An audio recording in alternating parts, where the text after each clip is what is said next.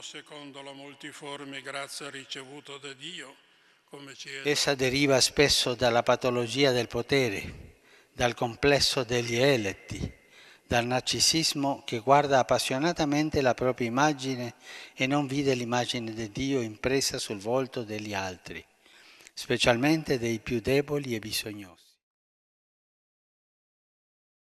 Anche c'è la malattia dell'impetrimento mentale e spirituale, ossia di coloro che posseggono un cuore di pietra e un duro collo, di coloro che strada facendo perdono la serenità interiore, la vivacità e l'audacia e si nascondono sotto le carte, diventando macchine di pratica.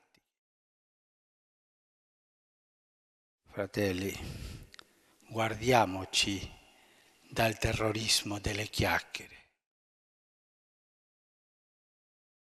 Ma la malattia di divinizzare i cappi è la malattia di coloro che corteggiano i superiori, sperando di ottenere la loro benevolenza. Sono vittime del carrierismo e dell'opportunismo. Onorano le persone e non Dio.